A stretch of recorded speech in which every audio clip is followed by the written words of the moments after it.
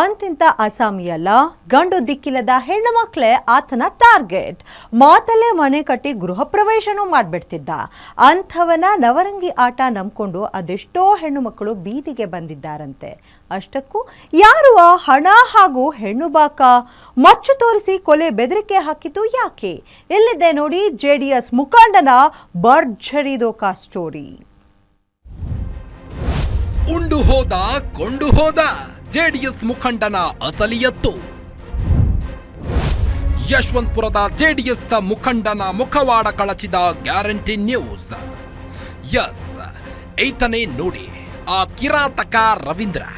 ಹೇಳ್ಕೊಳ್ಳೋಕೆ JDS ಮುಖಂಡ, ಏರಿಯಾದಲ್ಲಿ ನಾನೇ ಕಿಂಗ್, ಕಿಲಾಡಿ ಅಂತ ಪೋಸ್ ಕೊಟ್ಟು ಲಾಂಗು ಮಚ್ಚು ಹಿಡಿದು ಓಡಾಡಿದ್ರು. ಪೊಲೀಸರು ಮಾತ್ರ ಡೋಂಟ್ ಕೇರ್ ಅಂತಿದ್ದಾರೆ. ಈತನಿಗೆ ಮಾಡೋಕೆ ಯಾವುದೇ ಕೆಲಸ ಇಲ್ಲ. ಈತ ರವೀಂದ್ರ ಮಾಡ್ತಿದ್ದ ಗಣಂದಾರಿ ಕೆಲಸ ಏನು ಗೊತ್ತಾ? ಗಂಡಸು ಇಲ್ಲದ ಹೆಣ್ಣು ಮಕ್ಕಳೇ ಈತನ ಟಾರ್ಗೆಟ್. ಮೊದಲಿಗೆ ಮಹಿಳೆಯರ ಬಗ್ಗೆ ಇನ್ಫಾರ್ಮೇಶನ್ ತಗೋತಾನೆ, ನಂತರ ಕ್ಲೋಸ್ ಆಗಿ ಹಣ ಪೀಕ್ತಾನೆ. ಸದ್ಯ ಇದೇ ವಿಚಾರವಾಗಿ ಈ ಕಿರಾತಕನ ವಿರುದ್ಧ ವಂಚನೆ, ಕೊಲೆ ಬೆದರಿಕೆ ಕೇಸ್ ನೀಡಲಾಗಿದೆ. ಈ ರವೀಂದ್ರ ಯಶವಂತಪುರದ ಜೆಡಿಎಸ್ ಮುಖಂಡ.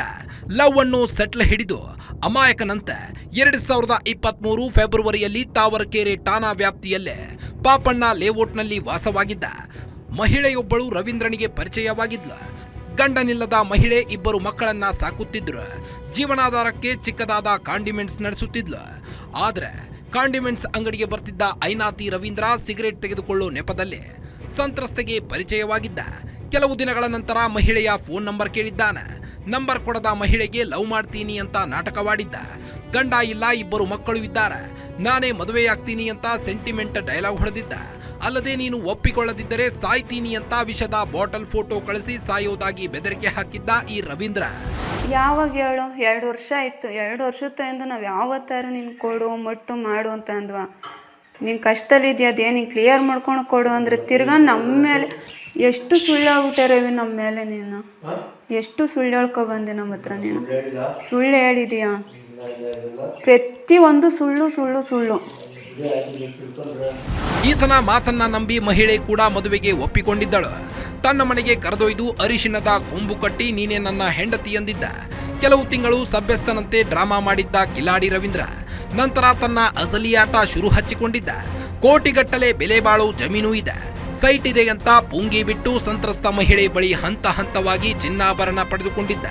ಸಾಲದು ಅಂತ ಲಕ್ಷ ಲಕ್ಷ ಹಣವನ್ನ ಕಿತ್ತು ತೆಗೆದಿದ್ದಾನೆ. ಅಲ್ಲದೆ ಮತ್ತೊಬ್ಬಳ ಮನೆಯಲ್ಲಿ ಸಂತ್ರಸ್ತೆಗೆ ರೆಡ್ ಹ್ಯಾಂಡ್ ಆಗಿ ಈ ರವೀಂದ್ರ ತಗಲಾಕೊಂಡಿದ್ದ. ಈ ವೇಳೆ ಸಂತ್ರಸ್ತೆ ರವೀಂದ್ರ ಬಳಿ ಚಿನ್ನಾಭರಣ ವಾಪಸ್ ಕೇಳಿದಾಗ ಬೆದರಿಕೆ ಹಾಕೋಕೆ ಶುರು ಮಾಡಿದ್ದ. ಕೊಲೆ ಮಾಡೋದಾಗಿ ಮಚ್ಚು ತೋರಿಸಿ ಕೊಲೆ ಬೆದರಿಕೆ ಹಾಕಿದ್ದಾನೆ ಈ ಪುಡಿ ರೌಡಿ ರವೀಂದ್ರ.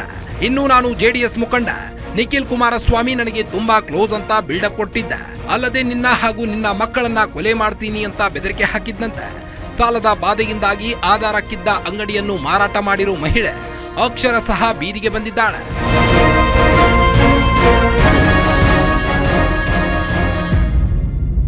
ಇನ್ನು ಈತನ ಕಾಟ ತಾಳಲಾರದೆ ಬೆಂಗಳೂರು ದಕ್ಷಿಣ ಎಸ್ಪಿಗೆ ಸಂತ್ರಸ್ತೆ ದೂರು ನೀಡಿದ್ದಾಳೆ. ಖುದ್ದು ಎಸ್ಪಿ ಶ್ರೀನಿವಾಸ್ ಗೌಡ ಕೂಡ ತನಿಖೆ ನಡೆಸಿ ನ್ಯಾಯ ಕೊಡಿಸುವಂತೆ ಸೂಚನೆ ನೀಡಿದ್ರು. ಆದರೆ ತಾವರಕೆರೆ ಪೊಲೀಸರು ಮಾತ್ರ ಕ್ಯಾರೆ ಅಂತಿಲ್ವಂತೆ. ಮಹಿಳೆಗೆ ಅವಾಚ್ಯವಾಗಿ ನಿಂದಿಸಿ ಬೈದಿದ್ದಾರಂತೆ ಪೊಲೀಸರು. ನೀನು ಒಡವೆ ಕೊಟ್ಟಿದ್ದೆ ಅನ್ನೋಕೆ ಸಾಕ್ಷಿ ಏನಿದೆ? ಸಂತ್ರಸ್ತೆ ತನ್ನ ಒಡವೆಗಳನ್ನ ಅಡಮಾನವಿಟ್ಟು ಕೊಟ್ಟಿರುವ ಬ್ಯಾಂಕ್ ರಸೀದಿ ಇದೆ. ಅಲ್ಲದೆ ರವೀಂದ್ರ ಚೆಕ್ ಕೊಟ್ಟಿದ್ದನ್ನು ತೋರಿಸಿದ್ದಾಳೆ. ರವೀಂದ್ರನ ಆಡಿಯೋ ವಿಡಿಯೋ ಮೆಸೇಜ್ ಅನ್ನ ತೋರಿಸಿದ್ರು ತಾವರಕೆರೆ ಇನ್ಸ್ಪೆಕ್ಟರ್ ಮೋಹನ್ ಬೇಜವಾಬ್ದಾರಿ ಉತ್ತರ ಕೊಡ್ತಿದ್ದಾನಂತೆ. ಸದ್ಯ ಎಲ್ಲ ಕಳೆದುಕೊಂಡಿರೋ ಮಹಿಳೆ ದಿಕ್ಕೆ ಕಾಣದಂತೆ ಕಣ್ಣೀರು ಹಾಕುತ್ತಿದ್ದಾಳೆ. Ajay Gowda, crime bureau, guarantee news, Bengaluru.